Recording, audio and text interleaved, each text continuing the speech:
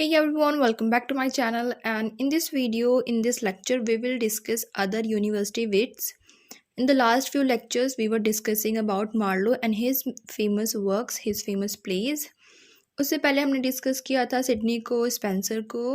तो I know it's getting into your nerves कि हम कब से इतना टाइम हो चुका है and we are on the same ground जब से हम उसी चीज़ को डिस्कस कर रहे हैं. एलिजाबेथन एज ही ख़त्म नहीं हो रही है, बट इसमें कोई कुछ कर नहीं सकता है क्योंकि इसमें इतने सारे राइटर्स आते हैं, गोल्डन पीरियड बोलते हैं, तो ऑब्वियसली इसमें बहुत सारे वर्क्स भी आएंगे.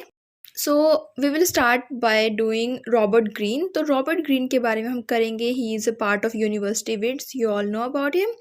And he was a very popular dramatist. ज़्यादा भी पॉपुलर नहीं थे पर थे.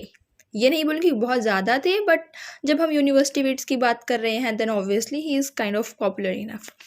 तो इन्होंने मेनली किन चीज़ों के ऊपर वर्क लिखा है? इन्होंने लिखा रोमांस के ऊपर, प्ले के ऊपर, ऑटोबायोग्राफी भी लिखी इन्होंने. इनका जॉनरा मेनली यही 2-3 था. इन्होंने पैस्टोरल भी लिखे हैं और इन्होंने पैम्फलेट पब्लिश करी थी. अब एक चीज़ यहाँ पर नोट करने वाली ये है कि यूनिवर्सिटी विट्स मतलब कि जितने भी हम इस वीडियो में कवर करेंगे उन्होंने बहुत सारे यूनिवर्सिटी विट्स थे जिन्होंने पैम्फलेट्स पब्लिश करी हैं.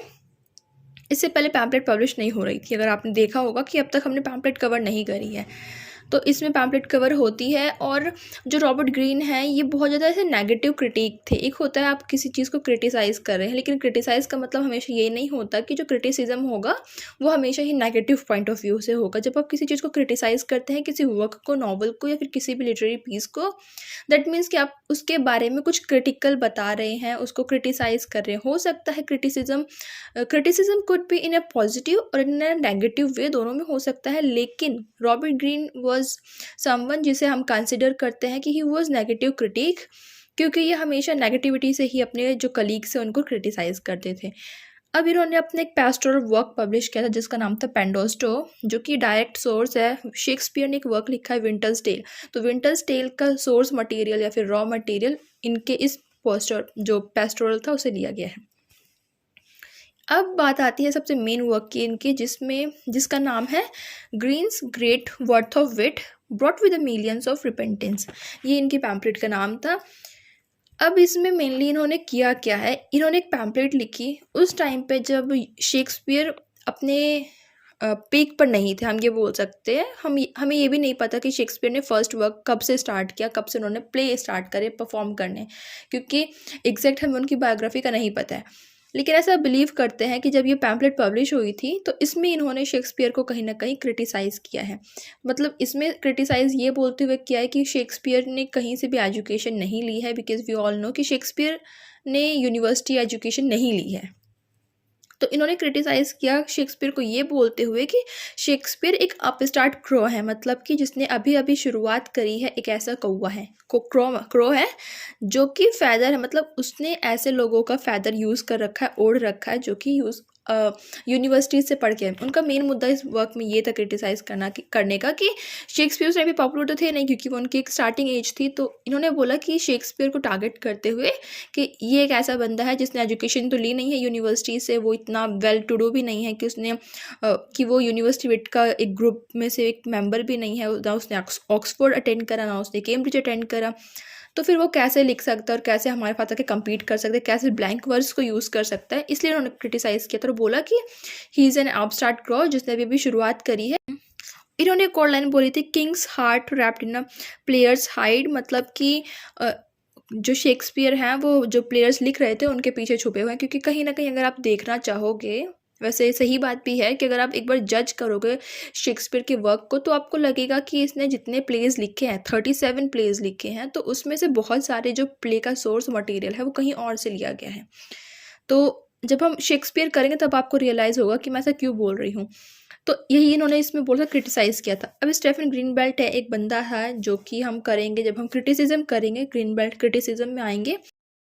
स्टेफन ग्रीनबेल्ट ने बोला कि जो ग्रीन है इन्हीं की फिगर को देखते हुए शायद शेक्सपियर ने अपना एक कैरेक्टर, कॉमिक कैरेक्टर इंट्रोड्यूस किया था या फिर बनाया था, जिसका नाम था फॉलस्टाफ एक कॉमिक कैरेक्टर है जो उनकी नॉवेल्स में अपीयर होता है. नॉवेल्स नहीं है, वो प्लेज हैं. तो प्लेज में अपीयर होता है. उसको मॉडल करा गया था रॉबर्ट ग्रीन के ऊपर. अब इन्होंने एक वर्क लिखा था फ्रायर बेकन फ्रायर बंकन, तो इसमें आपको कुछ याद रखने की ज़रूरत नहीं है। ये एक फर्स्ट सक्सेसफुल रोमांटिक कॉमेडी है इन इंग्लिश, इतना बहुत है आपके लिए। और इसके बाद दूसरी जो कॉमेडी आती है सक्सेसफुल कॉमेडी रोमांटिक कॉमेडी, वो है as you like it and midsummer night dream, that's all. Now the second university wit, Thomas Nash जो थे ये भी यूनिवर्सिटी विट्स में के ग्रुप में से एक बंदे थे। इन्होंने अपनी एजुकेशन करी थी कैम्ब्रिज से, और इन्होंने, अगर आपको याद है मार्लो का वर्क जहाँ पे हमने डिस्कस किया था डीडो क्वीन ऑफ कार्थेज, उसमें हमने बात करी थी कि थॉमस नैश का और मार्लो का कॉम्बिनेशन का कोलैबोरेशन वर्क था, वो जॉइंट वर्क था दोनों का। तो एक वक्त तो आप ये लगा लीजिए कि डीडो क्वीन ऑफ कार्थेज में इन्होंने अपना थोड़ा सा कोलैबोरेशन दिया है। सेकंड जो इनका वर्क था द आइल्स ऑफ डॉग, ये बहुत इंपॉर्टेंट है और बहुत ही ऐसे इंटरेस्टिंग भी है। वाई? क्योंकि हमें नहीं पता मेनली कि इस वर्क में लिखा क्या है। क्यों नहीं पता है हमें? क्योंकि जिस टाइम पे फर्स्ट टाइम परफॉर्म हुई थी, पब्लिश तो हो ही नहीं पाई कभी भी, क्योंकि उस टाइम पे प्लेस लिखे जाते थे ताकि उन्हें परफॉर्म किया जा सके। तो जब ये परफॉर्म हुआ पहली बार, उसके बाद अथॉरिटीज़ ने ये बोल दिया आगे की अथॉरिटीज़ में कि ये ऐसी चीज़ों को डिपिक्ट कर रहा है, ऐसी ही चीज़ों को दिखा रहा है जो कि वल्गर हैं और कहीं ना कहीं दंगे भड़का सकती हैं। सरकार की जो गवर्नमेंट था उनके अगेंस्ट में था, जिसे बोलते हैं सेडिशियस, SEDITIOUS, जिसको बोलते हैं मतलब दंगे भड़काने का जो ऐसा मटेरियल जो दंगा भड़का सके ऐसा। और स्लैंडरस मैटर है, इसमें वल्गर लैंग्वेज यूज़ कर रखी है, ऐसी चीज़ें नहीं है जो दिखाई जानी चाहिए। किसी ना किसी की इमेज को, रेपुटेशन को रुइन कर रही है, ख़राब कर रही है, बर्बाद कर रही है। तो ये बोल दिया गया और उनके वर्क्स को पब्लिश नहीं होने दिया गया। अब इसके बाद क्या हुआ, ये वर्क इन्होंने लिखा था कोलैबोरेशन में विद बेन जॉनसन।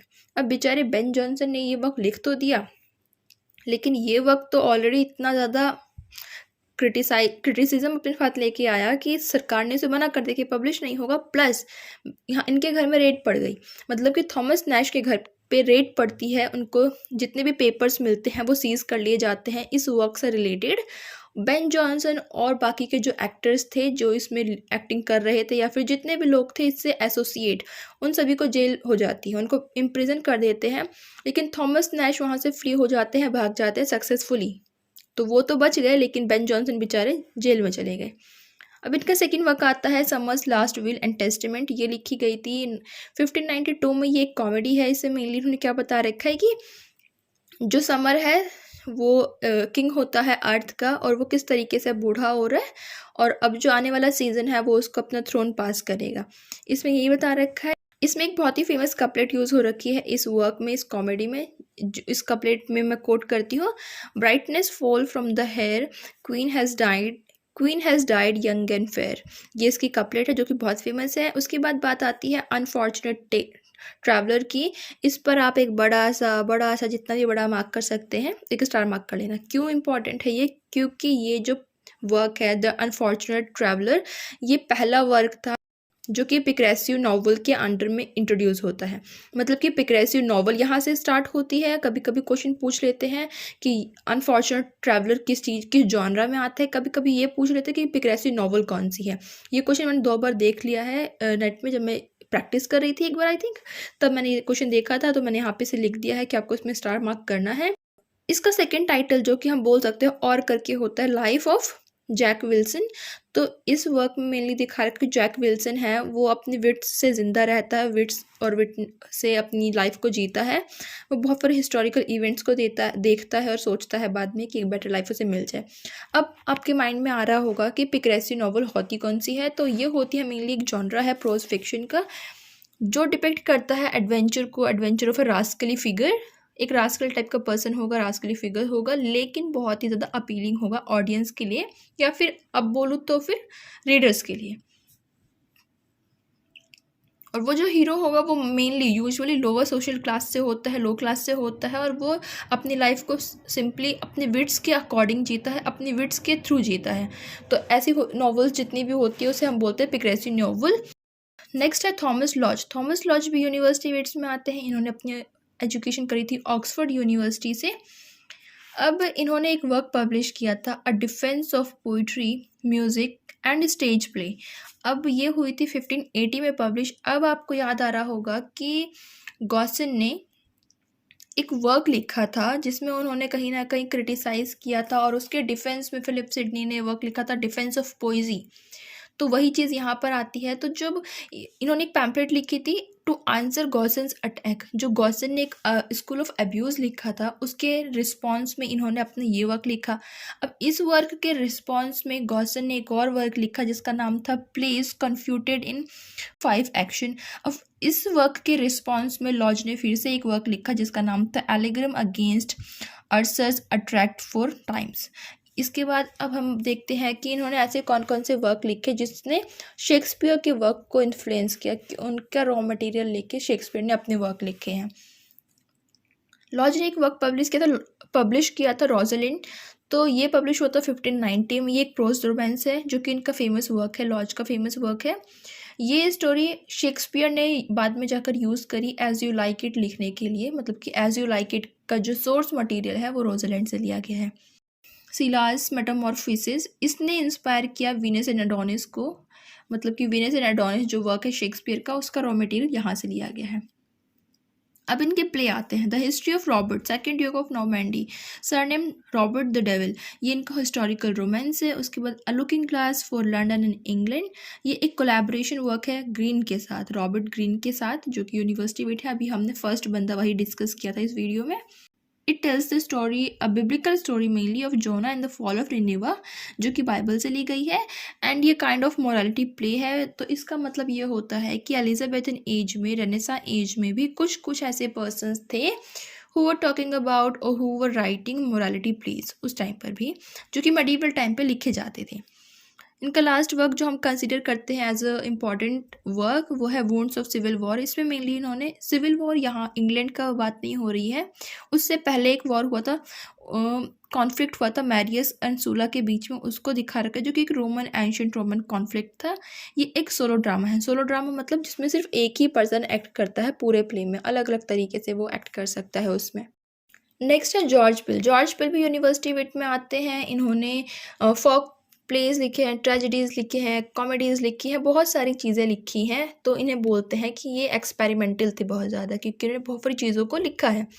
इन्होंने यूरिपिडीज जो कि ग्रीक पर्सन था, उनका एक वर्क है, उसको इंग्लिश में ट्रांसलेट किया है। हमने बात करी थी यूरिपिडीज की जब हमने ड्रामा देखे थे कि हाउ ड्रामा इमर्ज और हाउ ड्रामा डेवलप्ड। तो वहाँ पर उस लेक्चर में हमने ऑलरेडी डिस्कस कर लिया था कि एंशिएंट टाइम पर रोम में, ग्रीक में, मेनली ग्रीक में 3 ऐसे प्ले राइट थे हुआ वेरी फेमस। एक थे सोफोक्लिस, एक थे यूरिपिडीज और एक थे एस्किलिस। तो वहाँ पे हमने इनको डिस्कस किया था। अब इनका फर्स्ट वर्क है the arrangement of Paris. The arrangement of Paris एक पेस्टोरल कॉमेडी है। एक कॉमेडी क्यों है, क्योंकि अभी हम देखेंगे इसमें होता क्या है। ये परफॉर्म किया था कंपनी जिसका नाम था चिल्ड्रन ऑफ रॉयल चैपल, उन्होंने किया था, एलिजाबेथ के सामने से परफॉर्म किया गया था। इसमें मेनली प्लॉट क्या है, जो जुपिटर है, जो गॉड है सी के हैं, वो एक प्रिंस, मतलब कि पेरिस को बोलते हैं कि आपके पास एक गोल्डन एप्पल है ना, यू हैव टू डिसाइड कि बाकी 3 गॉडेस हैं उनमें, मतलब कि जूनो, वीनस एंड पेलिस, उनमें से ये गोल्डन एप्पल आप किसको दोगे, उनकी वैल्यू के हिसाब से, या फिर कौन उसको ज़्यादा डिजर्व करता है। और पेरिस डिसाइड करता है कि he will give the golden apple to Venice, क्योंकि वो सबसे ज़्यादा डिजर्व करती है। इसके बाद जो बाकी की 2 गॉडेस है, जूनो और पेरिस, वो सोचती है कि जो डिसीजन है बहुत ही अनफेयर है, और इसके लिए वो जाती है डायना के पास। डायना कौन है, गॉड ऑफ पार्शियलिटी। तो लास्ट जजमेंट डायना के पास होता है। तो डायना का डिसीजन ये होता है कि एप्पल किसी को भी नहीं मिलेगा, बल्कि वो एक निम्फ है जिसका नाम एलिजा है, उसको मिलेगा, मतलब कि एलिजाबेथ को मिलेगा, ऐसा सिंबलाइज कर रखा है। क्योंकि अगर कोई चीज़ किंग एंड क्वीन के सामने, रॉयल हाउस के सामने, कोर्ट में प्रेजेंट करी जा रही है, कोर्ट में परफॉर्म करी जा रही है, देन ऑब्वियसली किंग और क्वीन को कहीं ना कहीं प्रेज किया जाता था। आपने स्पेंसर को देखा है जिन्होंने फेरी क्वीन लिखी है, उसमें उन्होंने इतना ज़्यादा ग्लोरीफाई किया क्वीन एलिजाबेथ को थ्रू ग्लोरियाना और बेलफोबे कि क्वीन एलिजाबेथ ने बोला कि ठीक है, इस बंदे को हम 50 पाउंड पर ईयर की एक पेंशन ग्रांट कर देते हैं। तो उन्हें टिल हिज डेथ उन्हें इतने पैसे मिले थे फेरी क्वीन के लिए। इनका सेकेंड वर्क है जॉर्ज पील का the famous Chronicle of king Edward the first. Edward the second हमने ऑलरेडी डिस्कस कर लिया है, आपको याद होगा लास्ट वीडियो में, लास्ट टू लास्ट वीडियो में। तो the famous Chronicle of king Edward the first ये लिखी गई थी 1593 में। ये मेनली दिखाती है battle of power between the Edward and Llewelyn. यहाँ पे उसकी स्पेलिंग है, मे बी इसकी प्रोनाउंसिएशन कुछ अलग होगी, तो ये उनके ऊपर डिपिक्ट करी गई है। It was influenced by ballads.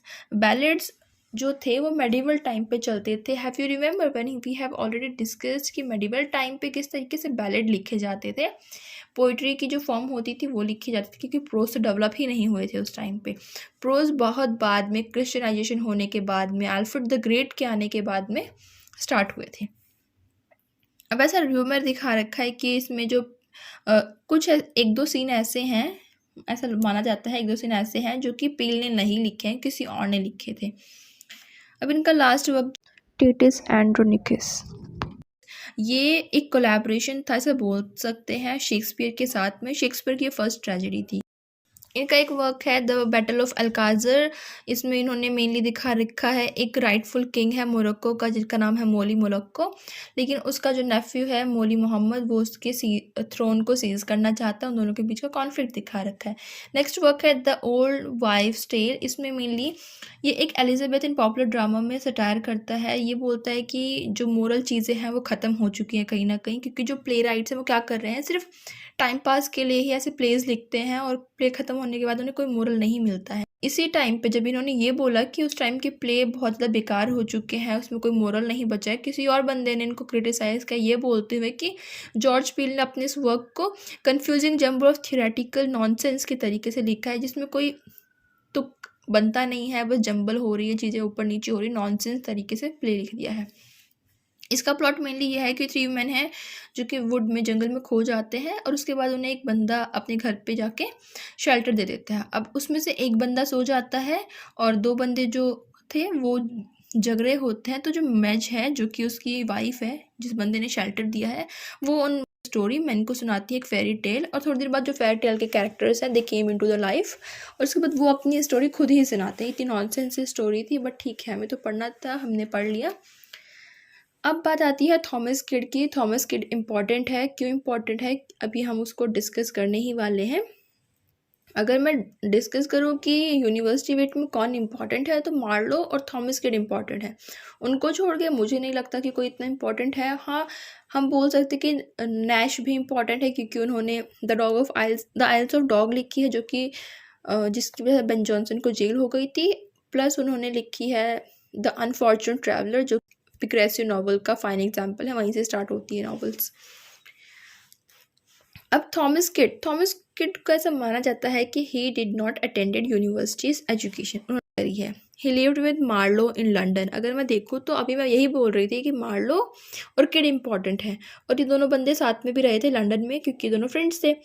अब इनके ऊपर भी हेरेसी का चार्ज लगाया गया था, इनको टॉर्चर किया गया और इम्प्रिजन किया गया। और अगर आपको याद है कि मार्लो के ऊपर भी हेरेसी और ट्रेजन का चार्ज लगाया गया था कि उन्होंने धोखाधड़ी करी है, वो एक स्पाई हैं, ये सब चार्जेस उन पर लगे थे। अब जो थॉमस किड है, he was the first person जिन्होंने रिवेंज ट्रेजेडी को स्टार्ट किया इंग्लिश लिटरेचर में। ये क्वेश्चन एक बार नेट में आया हुआ है, आप इस पर स्टार्ट कर सकते हैं अगर आपको करना है तो। ऑल्दो इन्होंने इंग्लिश में तो इंट्रोड्यूस किया, लेकिन उससे पहले भी चल रहा था, लेकिन इंग्लिश लिटरेचर में नहीं था, वो ग्रीक में चल रहा था, एंशियंट टाइम पे चलता था, लेकिन इसमें नहीं था। अब रिवेंज ट्रेजेडी, जैसे मैंने बोला कि किड ने रिवेंज ट्रेजेडी को इंट्रोड्यूस किया, लेकिन ऐसा नहीं था कि रिवेंज ट्रेजेडी उससे पहले एग्जिस्ट नहीं करती थी, एग्जिस्ट करती थी, लेकिन इंग्लिश लिटरेचर में एग्जिस्ट नहीं करती थी। ओरिजिनली रिवेंज ट्रेजेडी सेनेका ने इंट्रोड्यूस करी थी, रोमन जो प्लेज है उसमें, उनका एक रोमन प्ले है उसमें इन्होंने इंट्रोड्यूस किया था। अब बात आती है कि रिवेंज ट्रेजेडी कौन सी होती है। ये मेनली इन्वॉल्व होती है क्राइम से और मर्डर से, जैसे कि हैमलेट सिंपल सा एग्जांपल है इसमें हैमलेट का। तो हैमलेट आपको पता है कैसी रिवेंज ट्रेजेडी है, वो फर्स्टेस्ट रिवेंज ट्रेजेडी नहीं है अगर आप देखोगे तो, क्योंकि उसमें रिवेंज कोई नहीं ले रहा है, वो खुद ही रिपेंट करता है लास्ट में अपने ही डीड्स के ऊपर कि उसने क्या किया है। अब इसमें मेनली फोकस करते हैं रिवेंज ट्रेजेडी में जो हमारी इनकन्सिस्टेंसी होती है फेट की, कि आप कुछ भी कर लो, फेट ज़रूरी नहीं है कि कंसिस्टेंस वे में ही चलेगा। और रिवेंज ट्रेजेडी में बहुत बार होता है कि घोस्ट अपीयर होते हैं और वो आके मर्डर पार्टी को बताते हैं, जिसे मर्डर किया है उसके बारे में बताते हैं दूसरी पार्टी को, और बोलता है, सीख करता है रिवेंज के लिए। अब ये बिल्कुल हैमलेट जैसी ही कहानी लग रही है। अब हम हैमलेट की ही बात कर लेते हैं फिर। अब एक वर्क लिखा गया था, UR कैपिटल में है और हैमलेट। अब ये लिखा था किड ने, अब कंफर्म भी नहीं है कि किड ने ही लिखा था या नहीं लिखा था, बट इट वॉज सस्पेक्टेड कि ठीक है ये किड ने ही लिखा है। अब सस्पेक्ट किया है, देन ऑब्वियसली उनके पास कोई रीजंस रहे होंगे, कुछ ना कुछ उन्होंने सोच के किया होगा। तो हम कंसिडर कर लेते हैं कि यू आर हैमलेट जो है ये किड ने ही लिखा है। अब ये जो वर्क है इसमें हमें कुछ भी नहीं पता कि इसमें आखिर हो क्या रहा है, क्योंकि इस वर्क को हमें पूरा वर्क हमारे पास नहीं है, सिर्फ एक दो ऐसी लाइन थी जो लोगों को मिली थी। तो इसकी एक लाइन थी जिसमें लिखा था लास्ट में हैमलेट रिवेंज, बस इतना ही पता था। अब इसी को बेस बनाकर शेक्सपियर ने अपना वर्क लिख दिया हैमलेट, और उसमें जो हैमलेट है वो रिवेंज ही लेता है, जो उसके फादर का घोस्ट है वो रिवेंज के लिए ही सीख करता है।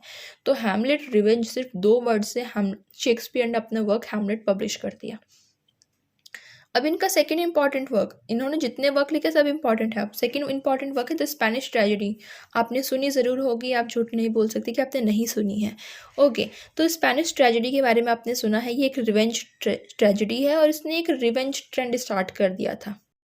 ये पब्लिश हुई थी 1587 में, सेम टाइम था जब टैम्बरलिन पब्लिश हुई थी, मतलब कि मार्लो ने टैम्बरलिन पब्लिश करी थी 1587 में। 1587 में स्पेनिश ट्रेजेडी पब्लिश हुई थी।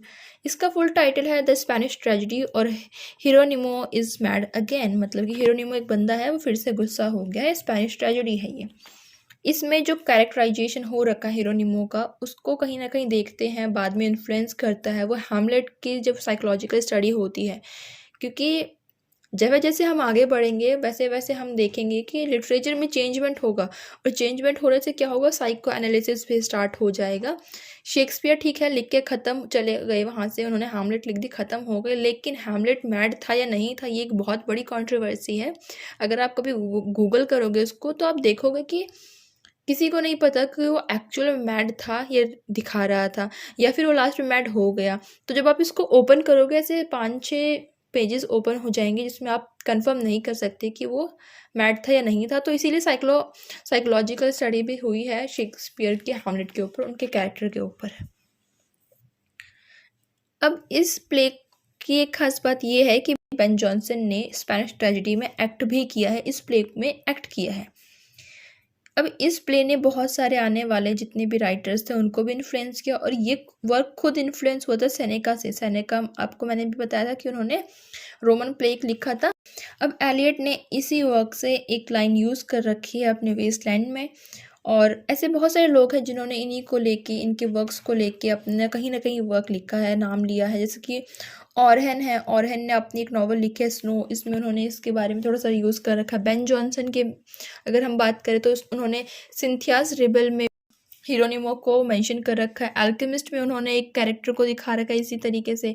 Every man in his humour में भी इन्होंने इस वर्क से एक कोट यूज़ कर रखा है। अब बात कर लेते हैं सिंपली स्पेनिश ट्रेजेडी की, एक छोटा सा प्लॉट। आपको इतना डेप्थ में घुसने की ज़रूरत नहीं है बिकॉज इतना कुछ आता नहीं है, मैक्सिमम आता है तो क्या कैरेक्टर के नेम आ जाते हैं या फिर ये बोल देते हैं कि किसका घोस्ट अपीयर होता है, किससे रिवेंज लेना है। तो यहाँ पे मैंने 4-5 कैरेक्टर लिख दिए हैं। एंड्रिया एक स्पेनिश नॉवलमैन है, और एक बाल्थाजार है जो कि पुर्तगीज़ से है, एक विलन कैरेक्टर है इसमें। उसके बाद है बेलेम्पेरिया जो कि स्पेनिश वुमेन है। होरेशियो है सन ऑफ हिरोनिमो है, और हिरोनिमो है नाइट मार्शल ऑफ स्पेन। अब एंड्रियास घोस्ट, बस इतने से कैरेक्टर हैं जो आपको याद रखने हैं। मेन चीज़ क्या है कि जो एंड्रिया और बाल्थाजार है इन दोनों के बीच में एक वॉर होता है स्पेन और पुर्तगीज़ के बीच में, जिसमें कि एंड्रिया की डेथ हो जाती है क्योंकि बाल्थाजार उसे मार देता है। घोस्ट है वो आएगा यहाँ पर रिवेंज के लिए आता है यहाँ पर। अब Balthazar he falls in love with the women, और स्पेनिश वुमेन जिसके अगेंस्ट में वॉर कर रहा था, स्पेनिश वुमेन स्पेन के अगेंस्ट में कर रहा था, तो इसे एक स्पेनिश वुमेन पसंद आती है जिसका नाम है बेलेम्पेरिया। इसको बाद में पता चलता है कि जो बेलेम्पेरिया है she is in love with Horatio and Horatio returns her love, कि वो दोनों आपस में प्यार करते हैं, वन साइडेड कुछ भी नहीं है। तो जो बाल्थाजार है वो होरेशियो को भी मर्डर कर देता है। अब जो हिरोनिमो है जो होरेशियो का फादर है, उसे पता चलता है कि उसके बेटे की डेथ हो गई है, किसने की नहीं पता, तो बेलेम्पेरियो से बताती है कि बाल्थाजार ने ही किया है। तो हिरोनिमो यहाँ पर एक आइडिया देता है, मेनली बोलता है कि जिस दिन बेलेम्पेरिया की और बाल्थाजार की शादी होने वाली होगी, वेडिंग डे होगा, उस दिन एक प्ले परफॉर्म किया जाएगा, एक प्ले परफॉर्म करेंगे और उसमें सेम चीज़ों को फिर से करके दिखाएंगे, सेम जो क्राइम सीन होगा उसे रिपीट करेंगे, तो जिससे पता चल जाएगा कि जो बाल्थाजार है कि वही क्रिमिनल है। अगर आपको कर्ज मूवी याद है तो आपने वहाँ पर भी सेम ही सीन देख रखा है कि उस वुमेन को गिल्टी फील करवाने के लिए कि उसी ने मर्डर किया है, उसी ने कार से मारा था। तो जो हीरो है और जो हीरोइन है वो सेम एक्ट परफॉर्म करते हैं स्टेज पर, और जब सेम एक्ट परफॉर्म होता है तो जो विलन है, जो किलर थी, वो उसकी जो एक्टिंग है, उसका जो कॉन्शियस माइंड है वो अलग हो जाता है। जिस तरीके से वो गिल्टी फील करती है या फिर जिस तरीके से उसके एक्शन होते हैं, उससे पता चल जाता है, कन्फर्म हो जाता है कि उसी ने सब कुछ किया था। तो सेम चीज़ वहाँ पर होती थी। Play with in the play का जो थीम है, play with in the play जो टेक्निक है, वो यहाँ से स्टार्ट होती है। और उसके बाद शेक्सपियर ने हैमलेट में भी सेम टेक्निक यूज़ कर रखी है, जहाँ पर हैमलेट भी same play with in the play perform करता है, ये पता लगाने के लिए कि जो उसके अंकल हैं उन्होंने ही उसके फादर का मर्डर किया था। तो इसमें बस इतना ही है, लास्ट में पता चल जाता है कि बाल्थासार गिल्टी है एंड ऑल दैट। तो इसमें इतना कुछ था नहीं, आपको सिंपली एक चीज़ याद रखनी है, कितने कैरेक्टर हैं और मेन हीरो कौन है, विलन कौन है, और इसमें एक play with in the play की स्टार्टिंग होती है। अगर आप इसको कंपेयर करोगे हैमलेट के पास, तो आप देखोगे कि बहुत सारी चीज़ें इसमें कहीं ना कहीं कॉमन है। उसमें भी play with in the play है, इसमें भी है। उसमें भी एक घोस्ट अपीयर होता है जो कि मर चुका है, इसमें भी जो हीरो है वो मर चुका है, उसका घोस्ट अपीयर होता है। सो यहाँ पर हम इसको फिनिश करते हैं, मार्लो और यूनिवर्सिटी विट्स को। और अब आपको बिल्कुल अपना बैग पैक कर लेना है, because from the next videos onward हम शेक्सपियर को डिस्कस करेंगे, और शेक्सपियर आपको बहुत सारा टाइम ले लेगा। तो आपको अपने आप को प्रेशराइज करना है, फोर्स करना है और प्रिपेयर भी करना है। Okay, so I will see in the next video with Shakespeare's biography, and till then you can revise your all important points, क्योंकि अगर आपने पॉइंट्स बनाए हैं तभी आप चीज़ों को माइंड में रख सकते हैं। Okay, bye bye.